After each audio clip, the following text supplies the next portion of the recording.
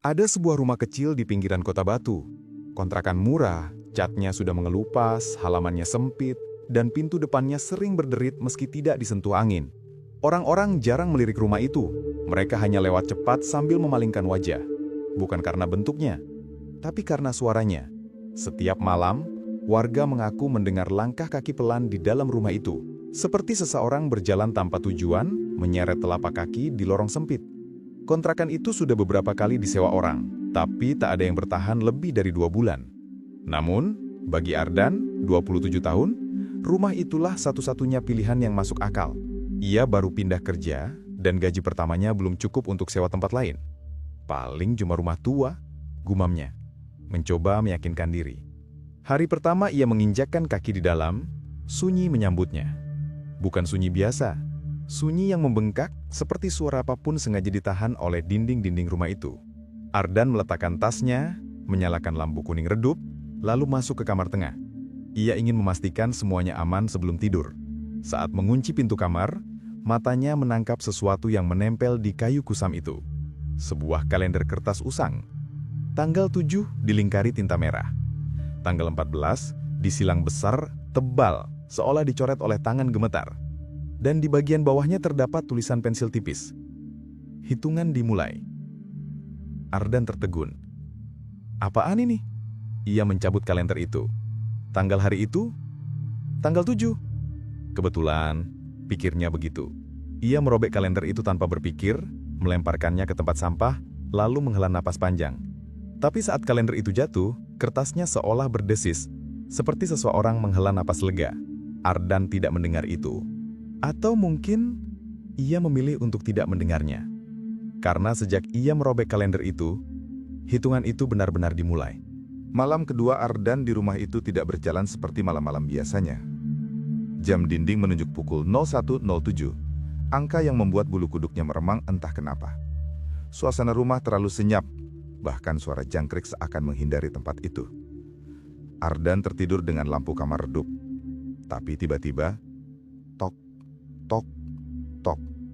Suaranya pelan, namun ritmenya teratur. Seperti ketukan tangan kecil, bukan hewan. Ardan membuka mata, menahan napas. Ketukan itu berasal dari dinding kamar, tepat di belakang tempat tidurnya. Ia bangkit. Wajah masih kusut. Ah, paling kucing liar. Gumamnya sambil mengetuk balik. Tok. Dan seketika, sunyi. Beberapa detik berlalu, tidak ada apapun. Ardan menarik selimut dan kembali berbaring. Namun saat ia hendak memejamkan mata, ketukan itu terdengar lagi. Tok, tok, tok. Tapi kali ini bukan dari dinding. Dari pintu kamar. Suara ketukan yang lebih jelas, lebih lambat, seolah menunggu. Ardan menelan ludah. Ia mengambil ponsel sebagai sumber cahaya. Senter ponsel menyorot pintu yang tertutup rapat. Ketukannya berhenti. Ardan mendekat perlahan, langkahnya pelan agar tidak menimbulkan suara. Tangan gemetar memutar gagang pintu. Pintu terbuka dan lorong gelap menyambutnya. Tidak ada siapa-siapa. Tidak ada kucing. Tidak ada angin.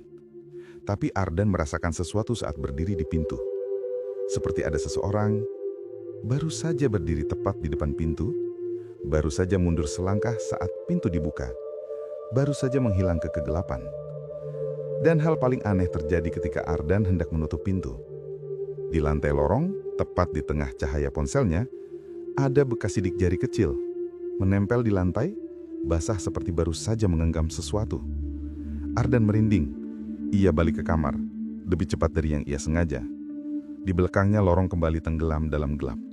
Dan untuk pertama kalinya malam itu, Ardan merasa rumah itu tidak suka ia menarik napas terlalu lama.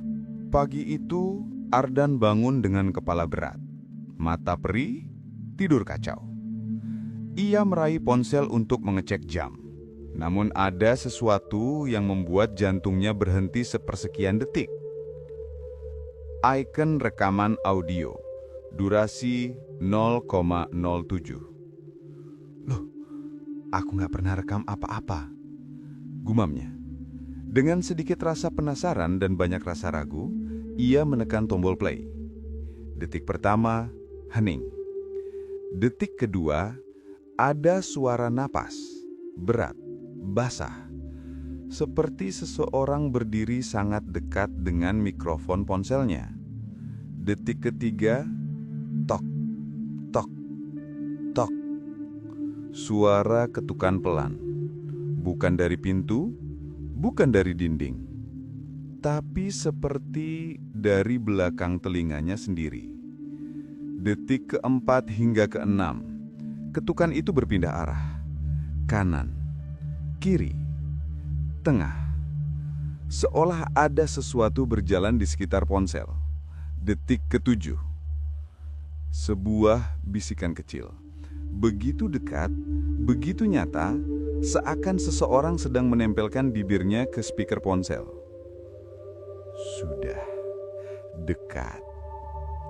Ardan langsung menjatuhkan ponsel ke lantai. Tenggorokannya mengering, keringat dingin merembas di punggungnya meski matahari sudah tinggi. Ini bukan suara hewan, ini bukan kebetulan. Dan saat ia hendak menutup rekaman itu, ia melihat detail yang membuat bulu kuduknya berdiri. File itu dibuat pada pukul 01:03, tepat saat ketukan itu berhenti di pintu kamarnya. Ardan memutar kepalanya ke arah lorong gelap di luar kamar. Untuk pertama kalinya sejak tinggal di rumah itu, ia merasa tidak sendirian. Hari keempat, Ardan bangun lebih pagi dari biasanya. Matahari belum naik dan rumah itu masih tenggelam dalam dingin yang tidak wajar. Saat ia membuka pintu kamar, ia langsung tertegun. Lantai lorong yang semalam kering dan berdebu kini basah. Bukan basah biasa, air itu membentuk jejak kecil, bulat lonjong, seperti telapak kaki. Telapak kaki anak kecil. Ardan menahan napas. Ia mengikuti jejak itu pelan-pelan. Dan yang membuatnya benar-benar merinding, jejak itu berhenti tepat di depan pintu kamarnya. Seolah seseorang sudah berdiri di sana selama beberapa lama, mengintai, menunggu. Ardan menoleh ke langit-langit, tidak ada rembesan. Ia cek pintu depan, kunci masih terpasang. Tidak ada tanda-tanda seseorang masuk.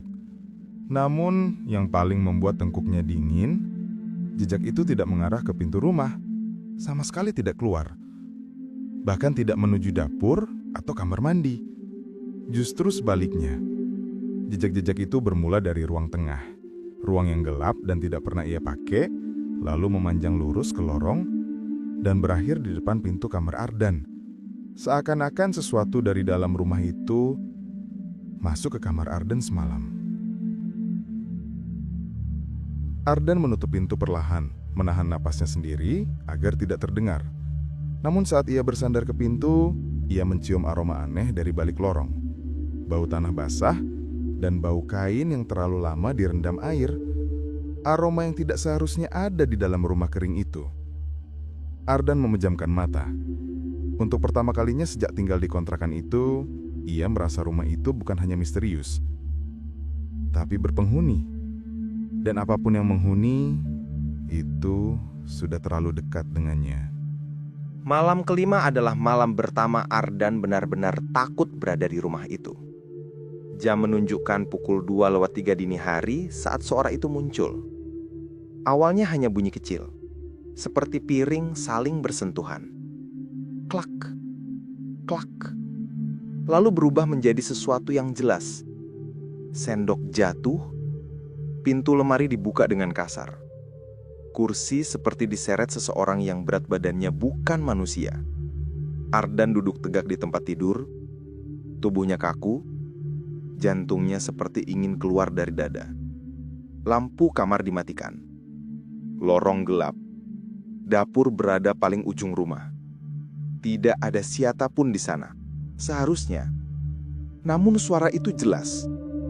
Bukan angin, bukan tikus, bukan imajinasinya. Ada seseorang di dapur. Ardan berusaha mengumpulkan keberanian dan berteriak. "Siapa di luar?" Suara langsung berhenti. Seolah makhluk di dapur itu mendengarnya, dan sekarang sedang mendengarkan balik.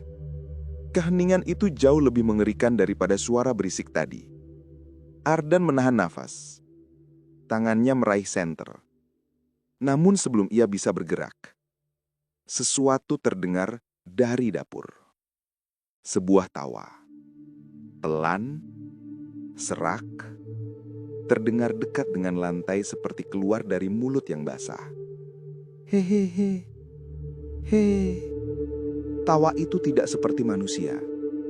Tawa itu seperti milik anak kecil yang tenggelam. Masih penuh air di paru-parunya. Ardan memegang pintu kamar, menempelkan punggung tubuhnya ke sana, dan mengunci pintu seketat mungkin. Namun yang membuat bulu kuduknya berdiri adalah ketika tawa itu berhenti dan sesuatu menyeret kakinya di lantai dapur. Sekerap, sekerap, pelan, teratur, dan bergerak mendekat kamar Ardan. Ardan menutup mulut, menahan nafas, tidak berani bergerak. Lalu, tok, tok, tok, ketukan pelan muncul dari luar pintu kamarnya. Bukan seperti tangan orang dewasa, terlalu kecil, terlalu dingin, terlalu sabaran. Seperti makhluk itu tahu Ardan ada di balik pintu dan tahu ia sedang ketakutan. Ardan memejamkan mata. Malam kelima, ia sadar satu hal. Apapun yang tinggal di rumah itu tidak hanya ingin membuatnya takut. Makhluk itu sedang mendekat, hari demi hari. Dan tanggal 14 hanya tinggal beberapa hari lagi. Aneh. Tetapi hari ke-6 justru menjadi hari paling tenang sejak Ardan pindah ke rumah itu. Tidak ada suara ketukan, tidak ada tawa dari dapur, tidak ada jejak kaki basah. Rumah yang biasanya berisik, kini sunyi total. Namun justru itulah yang membuat semuanya terasa jauh lebih menyeramkan. Pagi itu, Ardan berubah. Ardan bangun lebih awal dari biasanya. Tidak panik, tidak cemas. Ia hanya duduk lama di pinggir ranjang, menatap dinding kosong yang biasanya mengetuk dirinya tengah malam. Wajahnya pucat, matanya seperti kurang tidur, tapi ada semacam penerimaan dingin di dalam sorotnya. Lalu ia bangkit perlahan, membersihkan kamar, menyapu lorong yang lembab, mencuci piring yang bahkan tak ia gunakan, menata ulang barang-barangnya dengan rapi, seolah-olah ia sedang bersiap meninggalkan semuanya, atau sedang menunggu sesuatu. Diamnya rumah itu adalah bahaya. Tetangga kiri, Bu Widya, kebetulan lewat saat Ardan sedang duduk di teras, menatap pintu rumahnya dengan wajah kosong. "Mas Ardan?" sapanya pelan. "Kok wajahnya pucat banget? Sakit?" Ardan menggeleng perlahan. Suara nafasnya terdengar berat seperti menahan sesuatu yang tidak mau ia ceritakan. "Aku cuma nunggu." "Nunggu apa, Mas?" Ardan senyum tipis. Senyum yang membuat bulu kuduk berdiri. Lambat dan seperti bukan senyum manusia yang sedang tenang. Sudah mau hari ke-7. Bu Widya terdiam. Ada sesuatu pada cara Ardan mengucapkan kalimat itu. Dingin, pasrah, dan seolah ia tahu persis apa yang akan terjadi pada dirinya. Menjelang maghrib, Ardan berdiri di tengah rumah, mematikan semua lampu, membiarkan lorong kembali menjadi gelap seperti pertama kali ia datang. Ia mengambil kalender yang dulu ia buang. Anehnya, kalender itu kembali muncul di meja makan, bersih, kering, dan utuh. Di tanggal 7, lingkaran merah itu semakin tebal dari sebelumnya. Di tanggal 14, tanda silang itu seperti digores dengan tekanan kuat. Dan di bawahnya, tulisan pensil tipis itu berubah. Kini kalimatnya, "Tinggal 1 malam lagi." Ardan menghembuskan nafas panjang, seolah sudah tidak ada lagi yang bisa ia lakukan. Malam ke-6 ditutup dengan Ardan duduk sendirian di ruang tamu, tanpa TV, tanpa lampu, tanpa suara. hanya kegelapan yang perlahan merayap memenuhi seluruh ruangan. Menunggu, seperti dirinya, seperti rumah itu, seperti sesuatu yang sudah 6 hari mendekat, dan kini tinggal 1 langkah lagi. Hari ke-7. Sejak pagi, Ardan terlihat tidak seperti dirinya sendiri. Tatapannya kosong, wajahnya pucat, dan tangannya dingin seolah ia demam. Tapi ia terus bilang bahwa ia baik-baik saja. Semua orang di sekitar rumahnya merasakan hal yang sama. Suasana rumah itu berbeda, lebih berat, lebih gelap, seperti menunggu sesuatu. Tetapi tidak ada satupun yang menduga apa yang akan terjadi malam itu. 01.00 tepat. Pintu belakang rumah tiba-tiba terbuka keras. Brak! Pecahnya suara kayu membuat beberapa tetangga terbangun. Mereka saling pandang dari jendela, mencoba mendebak apa yang jatuh. Namun setelah suara keras itu, hening. Total.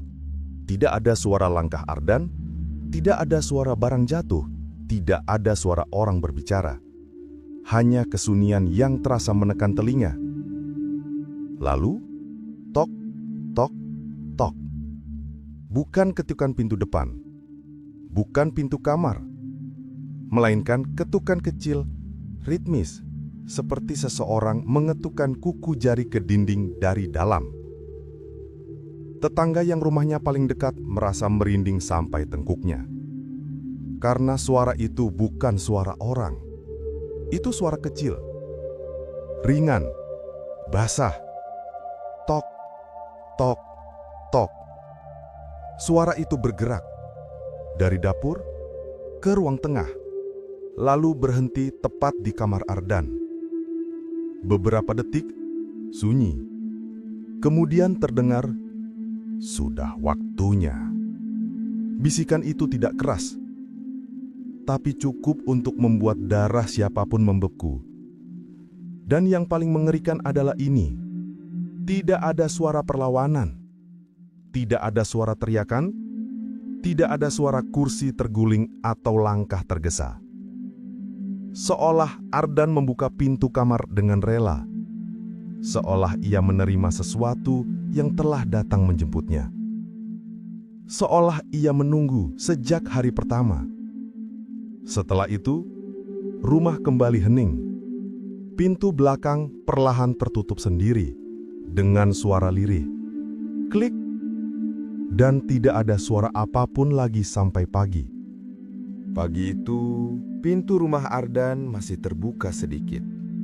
Tetangganya, Bu Raras, yang hendak pergi ke pasar, merasa ada sesuatu yang aneh. Angin pagi membawa bau lembab, seperti pakaian basah yang tidak pernah kering. Ia mengetuk pintu. "Mas Ardan!" Tidak ada jawaban. Ia mendorong pintu pelan. Engselnya berdecit, disusul hawa dingin yang keluar dari dalam rumah. Jauh lebih dingin dari udara luar. Di ruang tengah, sunyi. Lorong lebih gelap dari biasanya. Dan tepat di depan kamar Ardan, ada jejak kaki kecil. Basah, mengarah masuk, bukan keluar.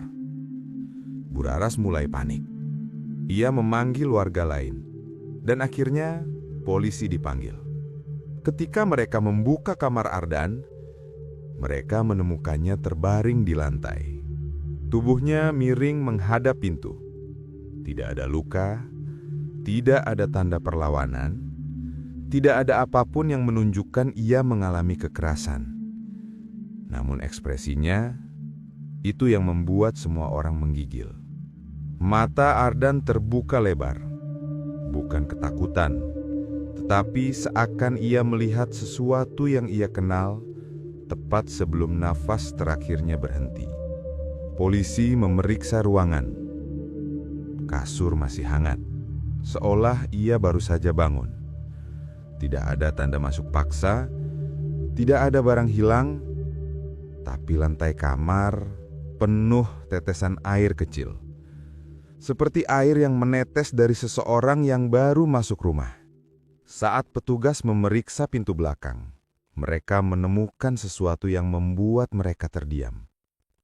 Pintu belakang basah kuyup, padahal malam itu tidak turun hujan.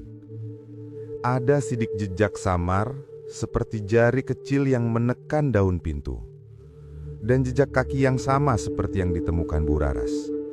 Kecil, basah, dan berhenti tepat di kamar Ardan. Namun yang paling mengerikan bukan itu. Di meja kamar, ponsel Ardan menyala dengan satu rekaman terbaru. Rekaman yang tercatat pukul 3:01 dini hari saat semua orang tertidur.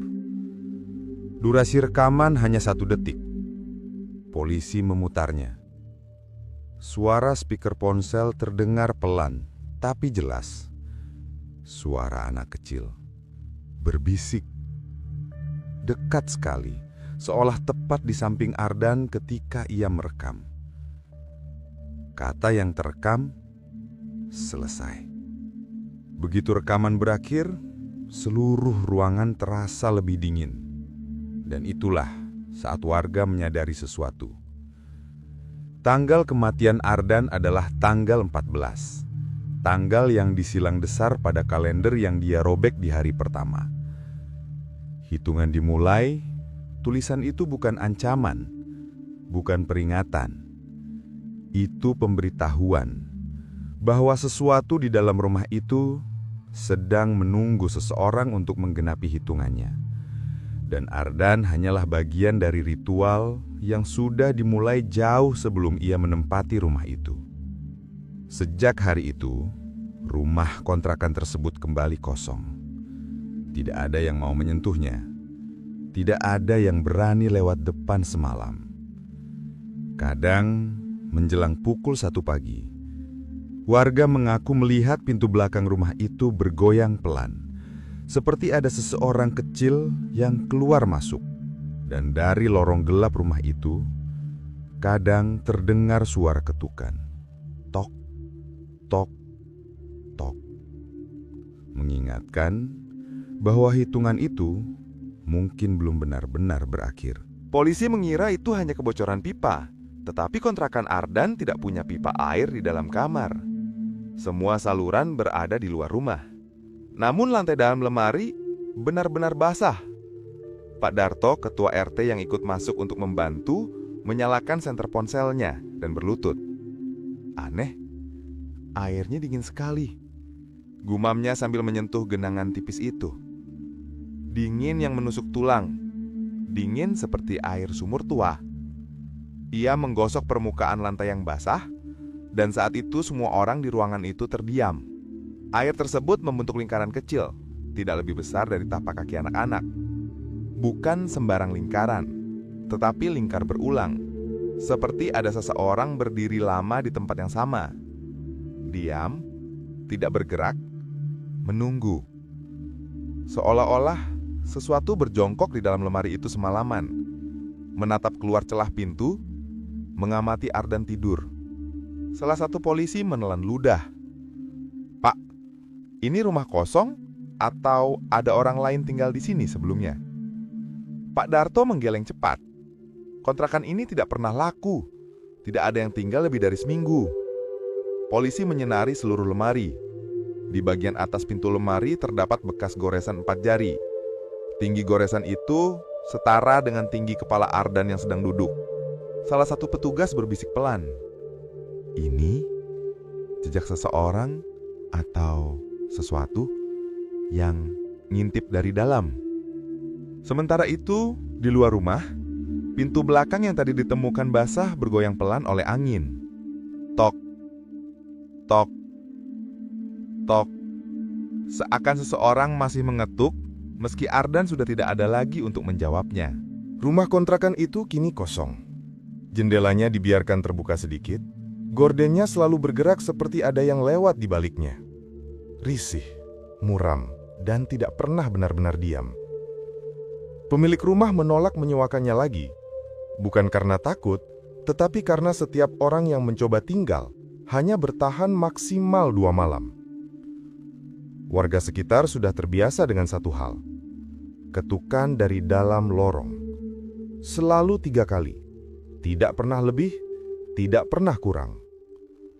Tok, tok, tok. Kadang terdengar dari dinding, kadang dari pintu kamar, kadang dari lantai, seperti seseorang mengetuk dari bawah bumi. Mereka yang nekat melongok lewat jendela pada malam sunyi bersumpah melihat bayangan kecil setinggi pinggang orang dewasa berdiri di ujung koridor menghadap pintu belakang. Tubuhnya basah, rambutnya menutup wajah, dan ia hanya diam, benar-benar diam, seperti sedang menunggu seseorang membuka pintu. Beberapa warga bahkan mengatakan ketukan itu hanya terjadi pada malam ke-7 setiap bulan. Seolah rumah itu masih menghitung, seolah hitungan Ardan belum pernah berhenti. Ketakutan itu semakin menjadi ketika kepala desa memeriksa kamar Ardan untuk terakhir kalinya. Di dinding, di balik kalender yang dulu ditempel penyawa lama, dia menemukan coretan samar. Hari ke-7. Pintu sudah terbuka. Dia hanya butuh 1 nama lagi. Tidak ada yang tahu siapa dia. Tidak ada yang mengerti nama siapa yang ditunggu. Yang mereka tahu hanyalah, sejak kematian Ardan, pintu belakang rumah kontrakan itu tidak pernah bisa dikunci lagi. Tidak peduli diganti berapa kali, tidak peduli dipaku atau disemen. Setiap malam ke-7, pintu itu akan terbuka pelan sendiri. Dan ketukan itu akan berulang. Tok, tok, tok. Menandakan bahwa hitungan baru dimulai. Untuk siapa? Tidak ada yang tahu. Belum.